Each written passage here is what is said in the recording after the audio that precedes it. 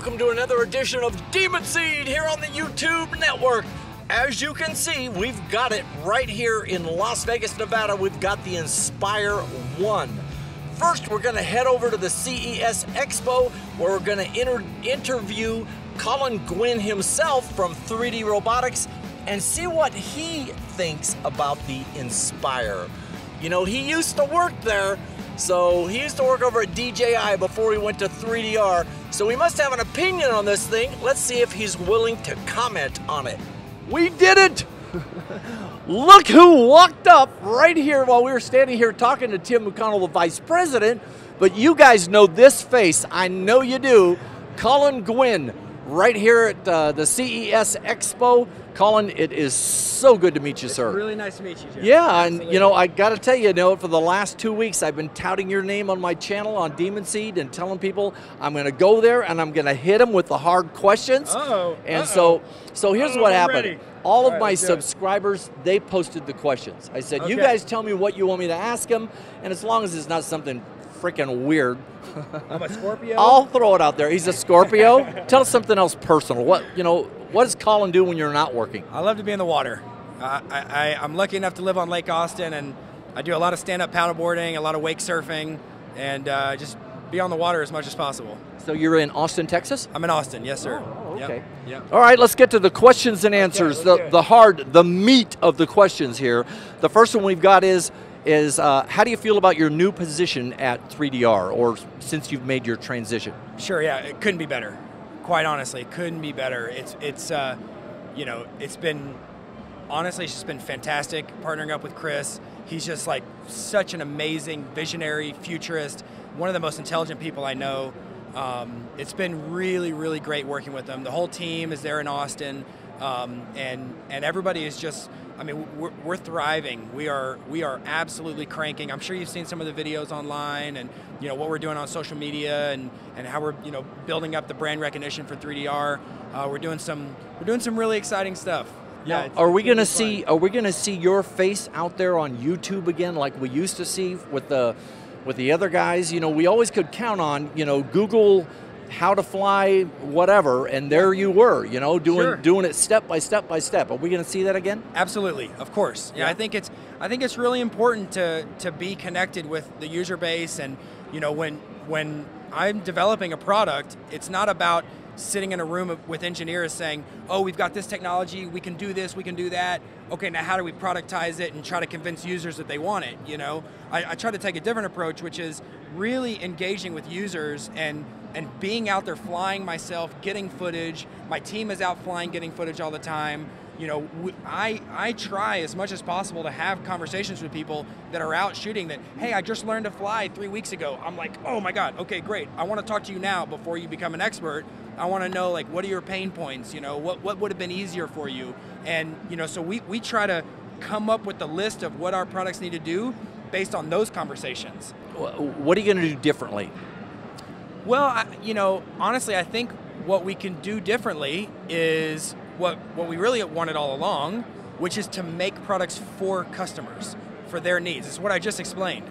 Instead of just like coming out with a decent product that's kind of like 90% of the way there, but it's like, but hey, when I go use this thing, it doesn't do this, or I don't have this piece. I got to go buy I want to see the video for my GoPro. I got to go buy a video downlink and stick it on. And we're not quite there. The Iris Plus, we tried to at least reduce the pain points. Obviously, if you want to fly a GoPro today, there's not a system out there that allows you to just stick it on and do the whole deal and have a really great user experience. Right. But what we can do is we at least made a single SKU item called the Live View Kit for the Iris. Right. There's no soldering, no nothing. It even comes with a little piece of Velcro to stick it on. So you Velcro on, plug and play with a little wiring harness. It's literally a 10-minute installation. It even has a little bracket here that holds a monitor. There's no wires at all. The monitor has 2 little antennas built in, and boom, you can see what the GoPro's seeing. Yeah, I was amazed at how fast I installed my Taro 2D gimbal in my GoPro. I mean, it literally took me all of 12, 14 minutes. Yeah, so I think that's, we're taking what we have now and at least trying to, with the Iris Plus, you've got the spin-on props, and, we increase the flight time, and, we're with the whole like follow me and the and the advanced autonomy that APM copter allows, it's just a matter of taking all those advanced features and then making them really easy to use and digestible for new pilots, you know, and for people that are learning and getting into this industry. So yeah, you know, I can't divulge too much, but I can say that there's, you know, we're hard at work. Well, let's see what you can divulge. They're all asking me, is there going to be longer flight times? Is that in the pipe? Is there a battery coming along that might give them 45 minutes, let's say? Say you have a, you know, 1,000 milliamp hour battery and you're getting 20 minutes of flight time. And you're like, but I really want 25 minutes of flight time. Or say I want 30 minutes of flight time, right? So you want 50% of flight time, you add 50% of battery, right? I mean, that's like the initial thought. Okay, I'll go up to a 1,500 milliamp battery and I'll fly for 30 minutes. Okay, well, here's the deal. Now that battery is 50% heavier than it was before. That's right. So for the first 20 minutes, your drone is working harder to carry that extra weight of that heavier battery. Right. So you might go from 20 minutes to like 21 and a half or 22 exactly. by increasing the battery weight by 50%. Yeah. Now you got to increase your motor weight and your prop size to be able to lift that heavier battery. So it's all a trade-off. It's a huge trade-off, and really, you know, yes, anyone can make a drone that flies for 45 minutes, as long as about 60% of the all-up weight is battery. All right, here's a question I got from one of my subscribers. How does Colin Guinn feel about, what are your thoughts on the Inspire that just hit the streets yesterday? Yeah, I think it's a really cool product. You know, I think there's some issues about it that you know, I worked on that product for a while, and I'm not too sure why it took so long to come out. I've had an Inspire at my house since August of last year. No kidding. Yeah, but it's a cool product. It's got some really amazing, you know, mechanical engineering behind it. Yeah, I mean, I don't want to say anything bad about it. You know? Well, let me ask you this. I have two that are probably at my motel room as we speak, FedExed overnight to us, so we can do an unboxing here at Drones Plus here in Las Vegas. And we're going to do that today. We're going to fly them. We're going to do hit and run videos all over Nevada. What do I need to watch out for? Is there anything that you know, like on the Vision Plus, for instance, you need to be especially careful with that damn gimbal? Well, yeah, you definitely want to be careful with the gimbal. Yeah, is there a weak link, would you say? You know, I'll be honest with you. So I haven't flown the production Inspire. Okay, I take that back. I've flown the production Inspire twice, but briefly. And quite honestly, I think it's a great product. And I don't think there's a whole lot that you need to worry about. You got to make sure that you don't come down, like don't let your battery run low while you're in the transformed state, so that you have to come down quickly, because it takes several seconds to transform. So the last thing you want to do is set that thing down on the camera, you know, because that's not only going to damage the camera, but you're going to damage the gimbal, you know, and does the landing gear, I haven't even unboxed it yet, does the landing gear sense the ground and come down automatically, or is that a lever flip to get the landing gear down? It's a lever flip to get the landing gear down. Now, if you say to auto land, obviously it comes down by itself. Gotcha. If it fails safe, return to home, it'll come down by itself. And auto. But I mean, you can set the thing down. You can land it.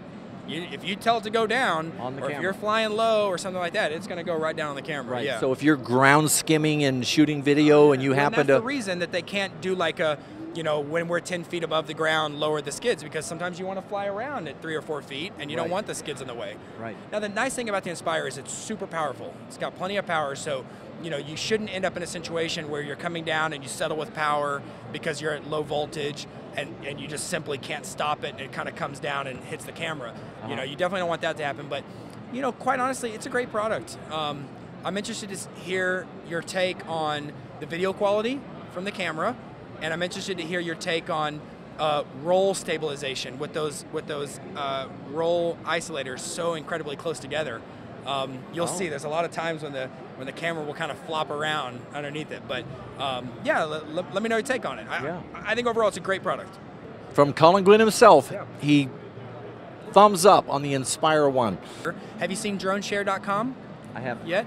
Okay, so on your Android tablet, when you're connected to your Iris or whatever, you can log in and create an account right there on the tablet for DroneShare. So you have your own DroneShare account, which means every time you land, that log is automatically sent from your tablet onto your drone share account, so you can log in, you can see every flight you've done, you can replay the flight in Google Earth, you can share the flight with a friend. It's basically your own like online logbook, and it has every single copter that you own, every flight that's been done on every copter. So droneshare.com is kind of still in alpha, but it's public. You can check it out, and it's pretty cool. You can see flights happening in real time. If your device is connected to the internet and you're connected to the data radio, your buddy in Australia could log into droneshare.com and zoom into your location and literally watch you fly around. Really? Yeah, we're doing some really fun stuff with software, for sure. You can log into DroneShare while you're flying, and your buddy across the country can log in and watch you while you're flying. That's right. Yeah, it's very cool. Yeah, that is very cool. An iOS app, is there one in the works for the Apple? So the issue with iOS is that there's no micro USB port on the bottom, and in order to be approved by Apple to have a Lightning connector to a data radio, so what you can do is connect via Bluetooth, and there are people out there, I mean, that's the beauty of open source, right? So there's people out there that have Bluetooth modules working with iOS and iOS software right now that you can use. You know, the tough part with iOS is trying to get a Lightning port to long-range data radio approved by Apple for hardware. So, you know, it's a little bit of a tough one. Will there be any object awareness coming along in the near future where it, you know, avoidance, that kind of thing? Yeah, so as you know, I mean, a lot of people are working on that. Of course, we have control theories, PhDs in-house working on those problems. Machine vision, we're working with Intel and the Edison processor, doing some machine vision with them. You know, again, the issue with object avoidance is size and weight of this necessary optics to give you the object avoidance. The sensor. The sensors. Mm-hmm. You can use sonar, like you see SenseFly just came out with a new multi-rotor. You should check it out at the Parrot booth. Mm-hmm. It's a really, really beautiful quad.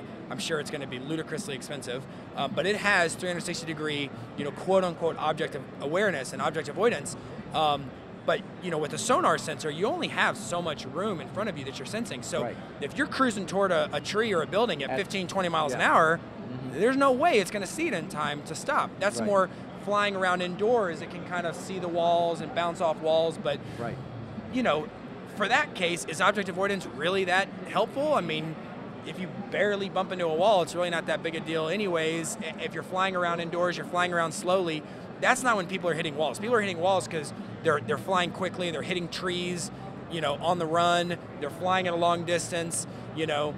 So I don't know. I think honestly, you know, we're probably 18 months to 24 months away. The last question I have for you is, how do you feel about FAA government regulation? Do you think that it's going to get a lot worse before it gets better? Do you think that we're going to get regulated to death? I really don't. I really don't. Especially not for hobby use. You know, you want to go out there and fly your drone around and you know, get nice video. The FAA just wants safe and responsible flight of these systems, right? Mm-hmm. They've got to take care of the national airspace and make sure to keep it safe. We're working closely with the FAA. So we put together the Small UAS Coalition, which includes us, DJI, Parrot, GoPro, Amazon Prime Air, and we're all working with Aiken Gump out of Washington, D.C. to be, you know, communicating regularly with lawmakers, with, you know, Congress, with the FAA.